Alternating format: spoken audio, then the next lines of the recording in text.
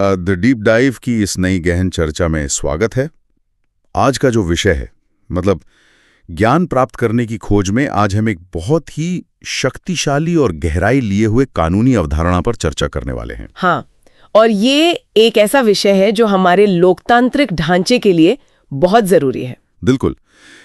इसे कानून की दुनिया में विच्छेदनीयता का सिद्धांत या पृथक्करणीयता का सिद्धांत कहा जाता है। अंग्रेजी में इसे डॉक्ट्रिन ऑफ सेवरेबिलिटी के नाम से जाना जाता है। सही कहा। आज के इस विश्लेषण का मुख्य मिशन ये समझना है कि जब किसी देश के कानून का कोई एक हिस्सा असंवैधानिक या अवैध हो जाता है, तो अदालतें उस पूरे के पूरे कानूनी ढांचे को नष्ट होने से कैसे बचाती हैं। और ये पूरी जो शल्य चिकित्सा है, मतलब जो सर्जरी अदालतें करती हैं, वो एक लोकतांत्रिक व्यवस्था के लिए इतनी आवश्यक क्यों है, ये जानना भी बहुत जरूरी है। हाँ, तो इसे एक बहुत ही आम और व्यावहारिक उदाहरण से समझने की कोशिश करते हैं। मान लीजिए फलों की एक टोकरी में बहुत सारे ताजे और रसीले सेब रखे हैं, लेकिन अचानक नजर पड़ती है कि उनमें से एक सेब पूरी तरह से खराब हो चुका है। तो जाहिर है कोई भी उस एक खराब सेब की वजह से पूरी टोकरी को उठाकर कूड़े में नहीं फेंकेगा। बिल्कुल नहीं, वो सिर्फ उस खराब सेब को बाहर निकाल देगा ताकि बाकी के अच्छे सेबों को बचाया जा सके। दिलचस्प बात यह है कि कानून के जटिल दुनिया में अदालतें भी बिल्कुल ऐसा ही कुछ करती हैं। सच में?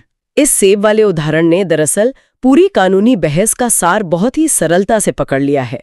देखिए, ये सिद्धांत सिर्फ कानूनों को बचाने का कोई मशीनी तरीका भर नहीं है। इसके पीछे एक बहुत ही गहरा संवैधानिक दर्शन छिपा है। किस तरह का दर्शन? ये विधायिका यानी कानून बनाने वाली संस्था की मेहनत और उसकी मूल मंशा, और दूसरी तरफ देश के नागरिकों को मिले हुए मौलिक अधिकारों के बीच एक नाजुक संतुलन बनाने का काम करता है। मतलब दोनों का सम्मान हो सके। बिल्कुल। जब संसद में कोई कानून बनता है तो उसके पीछे जनता के प्रतिनिधियों का एक उद्देश्य होता है, हफ्तों की बहस होती है। लेकिन अगर उस कानून का कोई एक छोटा सा हिस्सा संविधान की मूल भावना के खिलाफ चला जाए, तो अदालतें पूरे कानून को निरस्त नहीं करती। वो सिर्फ उस असंवैधानिक हिस्से को अलग कर देती है। हाँ, बशर्ते वो खराब हिस्सा बाकी कानून से अलग किए जाने योग्य हो। इस तरह से संविधान की सर्वोच्चता भी बनी रहती है और विधायिका के काम का भी सम्मान होता है। ये संतुलन बनाने की बात वाकई बहुत गहरी है। अगर हम इस अवधारणा की जड़ों तक जाएं, तो ये समझना जरूरी हो जाता है कि भारतीय संविधान में ये शक्ति आखिर कहां से आती है। सही सवाल है। संविधान के पन्नों को खंगालने पर अनुच्छेद 13 का जिक्र बार बार आता है। मैं सोच रहा था, जब नया नया संविधान लागू हो रहा था, तब देश के सामने ये चुनौती रही होगी कि अंग्रेजों के जमाने के जो पुराने कानून हैं, उनका क्या किया जाए। ये उस समय की सबसे बड़ी कानूनी पहेलियों में से एक थी। क्या उन्हें खत्म कर दिया जाए या नए सांचे में ढाला जाए? असल में अनुच्छेद 13 हमारे संविधान का वो सुरक्षा कवच है जो मौलिक अधिकारों की रक्षा के लिए एक फिल्टर का काम करता है। यहीं से विच्छेदनीयता के सिद्धांत को शक्ति मिलती है। इसे दो हिस्सों में समझना आसान है। अनुच्छेद 13(1) और 13(2)। हाँ, पहले आता है अनुच्छेद 13(1), जो उन कानूनों से संबंधित है जो 26 जनवरी 1950 से पहले के हैं। ये कहता है कि संविधान लागू होने से पहले के कानून यदि मौलिक अधिकारों के साथ असंगत हैं, तो वे उस असंगति की सीमा तक शून्य माने जाएंगे। उस असंगति की सीमा तक? ये वाक्यांश तो बहुत शक्तिशाली है। बिल्कुल, यही विच्छेदनीयता का सिद्धांत छिपा है। इसका सीधा मतलब है कि पूरा का पूरा पुराना कानून कचरे के डिब्बे में नहीं जाएगा, सिर्फ वो हिस्सा शून्य होगा जो अधिकारों से टकरा रहा है। और अनुच्छेद 13(2) क्या करता है? वो भविष्य के लिए नियम तय करता है, राज्य को ऐसा कोई नया कानून बनाने से रोकता है जो मौलिक अधिकारों को छीनता हो, और अगर ऐसा कानून बनता है तो वो भी उस उल्लंघन की सीमा तक शून्य हो जाएगा। ये जानकर बहुत अचरज होता है कि संविधान निर्माताओं ने कितनी बारीकी से चीजों को परिभाषित किया था। भविष्य की अदालतों के लिए एक स्पष्ट दिशा निर्देश था। हाँ, बिल्कुल। लेकिन एक विचारणीय बिंदु ये भी है कि क्या ये खराब हिस्से को काटकर अलग कर देने का विचार सबसे पहले भारत में ही जन्मा था? नहीं, ऐसा नहीं है। क्योंकि कानूनी इतिहास में एक टर्म सामने आती है, ब्लू पेंसिल सिद्धांत। ये नाम अपने आप में बहुत ही चित्रात्मक है। जैसे कोई शिक्षक नीली पेंसिल लेकर गलतियों को काट रहा हो, ये शायद इंग्लैंड से जुड़ा है। हाँ, ये कानूनी इतिहास का एक बेहद आकर्षक पहलू है। हालांकि आज भारतीय संविधान में निहित है, लेकिन इसकी जड़ें इंग्लैंड के कॉमन लॉ में बहुत गहरी हैं। इसका जन्म 19वीं सदी के अंत में वहीं हुआ था। अच्छा। इसका सबसे प्रसिद्ध संदर्भ 1894 के एक मामले में मिलता है, जिसे नॉर्डनफेल्ट बनाम Maxim Nordenfelt guns and ammunition company limited के नाम से जाना जाता है। ये तो किसी फिल्म की कहानी जैसा लग रहा है ना? थॉर्स्टन नॉर्डनफेल्ट हथियारों के एक बहुत बड़े निर्माता थे। जब उन्होंने अपना कारोबार एक दूसरी कंपनी को बेचा, तो अनुबंध में एक शर्त थोप दी गई। शर्त ये थी कि नॉर्डनफेल्ट अगले 25 वर्षों तक दुनिया में कहीं भी उस कंपनी के व्यापार से प्रतिस्पर्धा नहीं करेंगे। दुनिया में कहीं भी? ये तो बहुत ही अनुचित शर्त है। बिल्कुल। जब मामला हाउस ऑफ लॉर्ड्स के सामने पहुंचा, तो दुविधा ये थी कि क्या इस अनुचित शर्त की वजह से पूरे अनुबंध को ही शून्य घोषित कर दिया जाए। यही अदालत ने एक काल्पनिक नीली पेंसिल का इस्तेमाल किया। उन्होंने सिर्फ उस अनुचित हिस्से को काट दिया। सही कहा। जो हिस्सा व्यापार के अधिकार को बाधित कर रहा था, उसे काट दिया और बाकी के वैध अनुबंध को लागू रखा। यही इंग्लैंड की ब्लू पेंसिल बाद में विच्छेदनीयता का सिद्धांत बनी। ये कल्पना करना ही अद्भुत है कि 1894 में एक हथियार निर्माता के अनुबंध से निकली वो नीली पेंसिल आज अदालतों का महत्वपूर्ण हथियार बन चुकी है। बिल्कुल। भारत में जब नया संविधान लागू हुआ, तो अदालतों ने बहुत जल्द इसका इस्तेमाल शुरू कर दिया। 1950 का ही एक गोपालन का मामला है, जिसमें निवारक निरोध अधिनियम यानी प्रिवेंटिव डिटेंशन एक्ट को चुनौती दी गई थी। वो भारतीय न्यायपालिका के शुरुआती मील के पत्थरों में से एक है। सर्वोच्च न्यायालय ने पाया कि उस अधिनियम की केवल एक विशेष धारा 14 मौलिक अधिकारों का उल्लंघन कर रही थी। तो उन्होंने पूरे कानून को खारिज नहीं किया? नहीं, उन्होंने बहुत संयम दिखाते हुए केवल विवादित धारा 14 को रद्द कर दिया और बाकी पूरे अधिनियम को सुरक्षित रखा। इसके बाद तो ऐसे और भी मामले आए होंगे। हाँ, इसके तुरंत बाद बॉम्बे राज्य बनाम FN बलसारा का मामला आया, जो शराबबंदी से जुड़ा था। उसमें भी अदालत ने पूरे अधिनियम के बजाय केवल कुछ प्रावधानों को शून्य घोषित किया। और फिर मिनर्वा मिल्स मामला भी तो है। बिल्कुल, वो बहुत महत्वपूर्ण है। अदालत ने 42वें संविधान संशोधन की धारा 4 और 55 को असंवैधानिक ठहराकर रद्द कर दिया, क्योंकि वे संसद की शक्ति से बाहर जा रहे थे, लेकिन व्यापक संशोधन के बाकी हिस्सों को वैध माना। खैर, ये स्पष्ट है कि न्यायपालिका ने इसका बहुत प्रभावी ढंग से उपयोग किया, लेकिन राजनीतिक इतिहास गवाह है कि जब जब न्यायपालिका ने कानूनों को काटना छांटना शुरू किया, संसद ने भी अपनी शक्ति दिखाने का प्रयास किया। हाँ, ये रस्साकशी तो चलती रही है। 1971 का वर्ष बहुत उथल पुथल भरा था। उस समय 24वां संविधान संशोधन पारित किया गया था। इस संशोधन ने अनुच्छेद 13 के संदर्भ में एक नई सीमा तय कर दी थी। वो एक बहुत ही महत्वपूर्ण संवैधानिक मोड़ था। 24वां संशोधन न्यायिक समीक्षा की शक्ति पर सीमा तय करने के लिए लाया गया था। इसके जरिए अनुच्छेद 13 में एक नया खंड जोड़ा गया, अनुच्छेद 13(4). इसका मुख्य उद्देश्य क्या था? इसका उद्देश्य ये स्थापित करना था कि संसद द्वारा अनुच्छेद 368 के तहत किए गए किसी भी संविधान संशोधन पर ये अनुच्छेद 13 लागू ही नहीं होगा। आसान शब्दों में कहें तो आम कानूनों पर तो विच्छेदनीयता लागू होगी, लेकिन संविधान संशोधन पर अदालतें आसानी से कैंची नहीं चला पाएंगे। बिल्कुल। इसने विधायी सर्वोच्चता और न्यायिक समीक्षा के बीच एक तीखी बहस को जन्म दिया, जिसके परिणाम आज तक महसूस किए जाते हैं। यह पृष्ठभूमि इस विषय को एक नया आयाम देती है। अब थोड़ा व्यवहारिक बात करते हैं कि अदालतें आखिर ये तय कैसे करती हैं कि किस हिस्से को अलग किया जा सकता है और किसे नहीं। क्या इसके कोई तय नियम है? हाँ, बिल्कुल नियम है। 1957 के RMD चामरबागवाला बनाम भारत संघ मामले में इसका जवाब मिलता है। यह 1955 के पुरस्कार प्रतियोगिता अधिनियम से जुड़ा था। उस दौर में अखबारों में क्रॉसवर्ड पहेलियां बहुत लोकप्रिय थीं। हाँ, और नए कानून के जरिए सरकार ने इनाम की राशि 1000 रुपए और प्रविष्टियों को 2000 तक सीमित कर दिया था। विवाद ये था कि क्या ये कौशल आधारित प्रतियोगिताओं और जुए दोनों पर लागू होता है। सर्वोच्च न्यायालय का विश्लेषण इसमें बहुत ही सुलझा हुआ था। न्यायालय ने स्पष्ट किया कि जुआ कोई व्यापार नहीं है, इसलिए उसे मौलिक अधिकार के तहत संरक्षण नहीं है। लेकिन कौशल वाली प्रतियोगिताएं तो वैध व्यवसाय हैं। सही कहा। तो कानून देखने में दोनों पर लागू हो रहा था।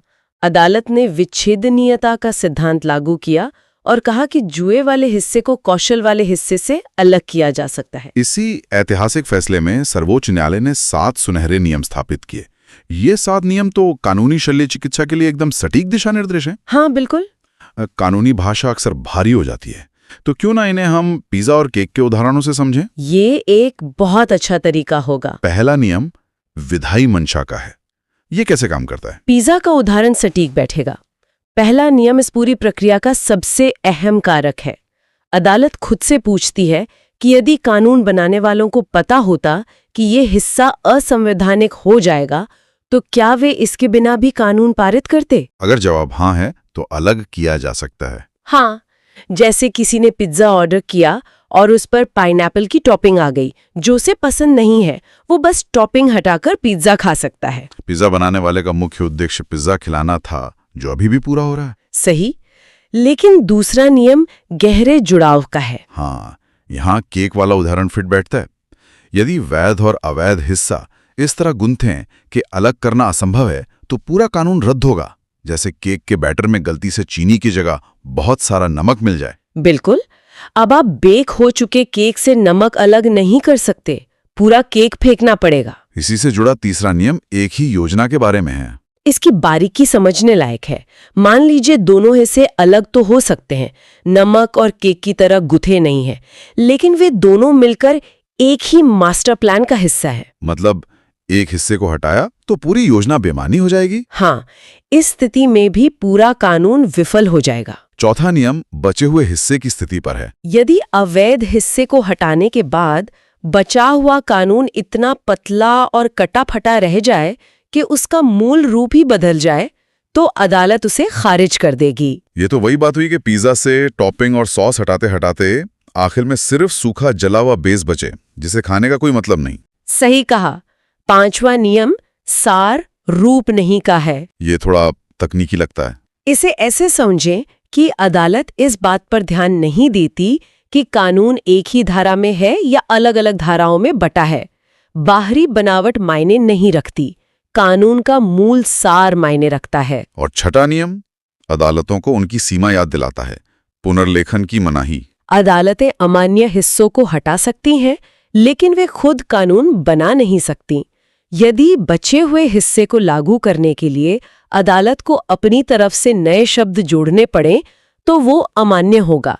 इसे न्यायिक कानून निर्माण कहा जाएगा, जिसकी अनुमति नहीं है। बिल्कुल। और अंत में सातवां नियम ये स्पष्ट करता है कि कानून बनाने वालों की मंशा जानने के लिए अदालतें इतिहास, प्रस्तावना और उद्देश्यों के बयान का सहारा ले सकती हैं। इन नियमों ने तो प्रक्रिया को शीशे की तरह साफ कर दिया। अब सबसे ज्वलंत और विवादास्पद परीक्षण की ओर बढ़ते हैं। ये दल बदल विरोधी कानून से जुड़ा है। ये भारत के इतिहास का एक बहुत बड़ा अध्याय है।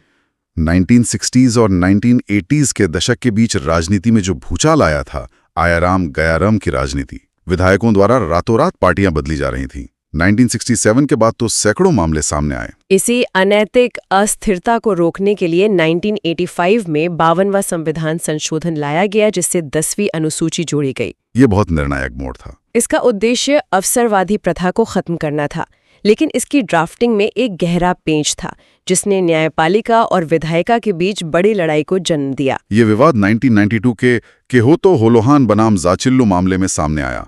विवाद का केंद्र था 10वीं अनुसूची का पैराग्राफ 7। हाँ, इसमें विवादित प्रावधान था कि दल बदल के मामलों में स्पीकर या अध्यक्ष के फैसलों पर सुप्रीम कोर्ट या हाई कोर्ट का कोई अधिकार क्षेत्र नहीं होगा। एक झटके में न्यायिक समीक्षा की शक्ति छीन ली गई थी। और यही सबसे बड़ा संवैधानिक संकट पैदा हुआ, क्योंकि अगर संसद न्यायपालिका की शक्तियों को कम करने वाला संशोधन करती है, तो उसे कम से कम आधे राज्यों की विधानसभाओं द्वारा भी अनुमोदित किया जाना अनिवार्य है। सही बात है, लेकिन पैराग्राफ 7 के लिए राज्यों से यह अनुमोदन लिया ही नहीं गया था। ये तो बहुत बड़ी प्रक्रियात्मक चूक थी। तो सवाल उठा कि क्या इस चूक के कारण पूरा कानून और 10वीं अनुसूची ही असंवैधानिक हो गए? इस जटिल सवाल ने सर्वोच्च न्यायालय को 2 अलग-अलग विचारधाराओं में बांट दिया। यहाँ दोनों दृष्टिकोणों को समझना जरूरी है। बहुमत का फैसला क्या था? बहुमत का फैसला पूरी तरह से विच्छेदनीयता के सिद्धांत पर टिका था। उन्होंने माना कि 10वीं अनुसूची का उद्देश्य दल बदल को रोकना है। उन्होंने केवल पैराग्राफ 7 को काटकर अलग कर दिया और बाकी अनुसूची को बचा लिया। और उन्हें स्पीकर को एक ट्रिब्यूनल भी माना था, है ना? हाँ, उन्होंने स्थापित किया कि स्पीकर एक ट्रिब्यूनल की तरह काम करते हैं, इसलिए उनके फैसलों की न्यायिक समीक्षा हो सकती है, खासकर अगर फैसला प्राकृतिक न्याय के खिलाफ हो। ये नजरिया समझ आता है कि बुराई को हटाने के लिए कानून को बचा लिया। लेकिन अल्पमत का हासला एक पूरी तरह से अलग सैद्धांतिक दिशा में था। उनका तर्क क्या था? अल्पमत वाले न्यायाधीशों का तर्क विशुद्ध रूप से प्रक्रियात्मक शुद्धता पर आधारित था। उनके अनुसार ये सिर्फ कोई आम कानून नहीं था, बल्कि संविधान संशोधन था। देश का सर्वोच्च कानून? बिल्कुल। उनका तर्क था कि चूंकि अनिवार्य अनुमोदन नहीं लिया गया, इसलिए ये पूरा का पूरा संशोधन ही जन्मजात मृत था। जन्मजात मृत यानी पैदा होते ही मृत। हाँ, उनके दृष्टिकोण से जब कोई कानून निर्माण की प्रक्रिया में ही विफल हो गया, तो उस मृत शरीर पर विच्छेदनीयता या शल्य चिकित्सा लागू ही नहीं की जा सकती। प्रक्रियात्मक खामियों को कैंची से नहीं काटा जा सकता। हालांकि अंततः बहुमत का फैसला लागू हुआ, लेकिन अल्पमत का ये विचार आज भी गहरी बहस का विषय है। बिल्कुल। अब इस चर्चा के एक बहुत ही दार्शनिक पहलू पर आते हैं। मैं सोच रहा था कि क्या कोई नागरिक स्वेच्छा से ये कह सकता है कि मुझे अपने मौलिक अधिकारों की परवाह नहीं है, मैं इन्हें छोड़ना चाहता हूं? ये एक बहुत ही गहरा सवाल है। इसका सीधा जवाब है नहीं। भारत में कोई भी व्यक्ति स्वेच्छा से अपने मौलिक अधिकारों को छोड़ या वेव नहीं कर सकता। ऐसा क्यों? बहराम मामले से लेकर ओल्गा टेलिस तक सर्वोच्च न्यायालय ने स्पष्ट किया है कि मौलिक अधिकार केवल निजी फायदे के लिए नहीं है, वे देश की सार्वजनिक नीति और लोकतांत्रिक ढांचे की मजबूत नींव हैं। मतलब राज्य पर जिम्मेदारी है कि वो इन अधिकारों का सम्मान करे, भले ही नागरिक खुद उन्हें छोड़ना चाहे। बिल्कुल। संविधान सर्वोच्च कानून है और कोई भी व्यक्ति उसके खिलाफ जाकर अपने अधिकारों का सौदा नहीं कर सकता। लेकिन कानून की दुनिया तो अपवादों से भरी पड़ी है। इसी संदर्भ में एस्टोपेल और नैनसुख मामले का जिक्र मिलता है। यह अपवाद कैसे काम करता है? नैनसुख के मामले में अदालत ने बहुत तार्किक बात कही। यदि किसी व्यक्ति ने किसी असंवैधानिक कानून के तहत चुनाव लड़ा है या लाभ उठा लिया है, तो वो बाद में उसी कानून की वैधता को अदालत में चुनौती नहीं दे सकता। इसे ही एस्टोपेल कहते हैं। हाँ, आप एक ही समय में कानून का फायदा भी नहीं ले सकते और अपना काम निकलने के बाद उसे असंवैधानिक भी नहीं ठहरा सकते। अदालत आपको रोक देगी। ये तो बहुत ही व्यवहारिक बात है। इसी दौरान एक और दिलचस्प सिद्धांत का जिक्र आता है, आच्छादन का सिद्धांत या डॉक्ट्रिन ऑफ एक्लिप्स। ये कानूनों के साथ क्या करता है? आच्छादन का सिद्धांत खगोलीय घटना जैसी अवधारणा है। ये मुख्य रूप से उन कानूनों पर लागू होता है जो संविधान लागू होने से पहले बने थे। अच्छा। तो ब्रिटिश काल का कोई पुराना कानून नए मौलिक अधिकारों से टकराकर असंवैधानिक हो गया, तो वो कानून पूरी तरह से मरता नहीं है, उस पर अधिकारों का एक ग्रहण लग जाता है। मतलब वो एक गहरी नींद या सुषुप्त अवस्था में चला जाता है। सही कहा। और यदि भविष्य में संविधान में संशोधन करके वो बाधा हटा दी जाए, तो वो ग्रहण हट जाता है और कानून फिर जीवित होता है। लेकिन ये नियम संविधान बनने के बाद बनाए गए कानूनों पर लागू नहीं होता। संविधान के बाद बने कानून तो शुरू से ही शून्य माने जाते हैं। बिल्कुल। ये तो ऐसा है जैसे कोई कानून शीत निद्रा में चला गया हो। खैर, इन सभी जटिल और ऐतिहासिक अवधारणाओं को समझने के बाद अब समय आ गया है कि इस चर्चा के निष्कर्षों पर गौर करें। हाँ, बिल्कुल। आज की चर्चा से साफ हो जाता है कि विच्छेदनीयता का सिद्धांत सिर्फ एक कैंची नहीं है, ये एक बारीक और सोच समझकर इस्तेमाल किया जाने वाला उपकरण है, जो ये सुनिश्चित करता है कि जनता के प्रतिनिधियों की मेहनत पूरी तरह खारिज न हो और साथ ही संविधान की सर्वोच्चता और नागरिकों के अधिकारों से भी कोई समझौता न हो। एक पल के लिए सोचना दिलचस्प होगा कि अगर हमारी अदालतों के पास ये सर्जिकल स्ट्राइक करने की शक्ति नहीं होती तो क्या होता? अगर ये शक्ति नहीं होती तो किसी एक धारा में हुई छोटी सी गलती के कारण पूरा कानूनी ढांचा ताश के पत्तों की तरह ध्वस्त हो जाता, देश में एक भयंकर कानूनी अराजकता का माहौल पैदा हो जाता। ये सिद्धांत उसी अस्थिरता से लोकतांत्रिक व्यवस्था को बचाता है। बिल्कुल सही। इस पूरी समीक्षा को समाप्त करने से पहले एक बहुत ही गहरे प्रश्न पर विचार करना आवश्यक है। ये स्पष्ट है कि अदालतें अमान्य हिस्सों को काटकर अलग कर देती हैं, लेकिन क्या इस काट-छांट की प्रक्रिया में एक छिपा हुआ खतरा नहीं है? ये एक बहुत ही जायज चिंता है। विचार करने वाली बात है कि क्या ऐसा नहीं हो सकता कि अदालतें किसी कानून को काटते काटते अनजाने में उसका स्वरूप इतना अधिक बदल दें कि वे खुद ही एक तरह से कानून निर्माता की भूमिका में आ जाएं? हाँ, जब कोई कानून अपनी मूल अवस्था से कट-छाँट कर एक नया रूप ले लेता है, तो क्या वो वास्तव में वही कानून रह जाता है जिसे जनता के प्रतिनिधियों ने पारित किया था, या वह न्यायपालिका द्वारा गढ़ा गया नया स्वरूप बन जाता है? यह एक ऐसा गंभीर सवाल है जो शक्तियों के बंटवारे पर सोचने को मजबूर कर देता है। बिल्कुल, ये एक बहुत बड़ा वैचारिक बिंदु है। आज की इस गहन चर्चा में जुड़ने और कानून की इन जटिल बारीकियों को समझने के लिए धन्यवाद। जल्द ही एक नए विषय और नई जानकारी के साथ फिर उपस्थित होंगे। विदा।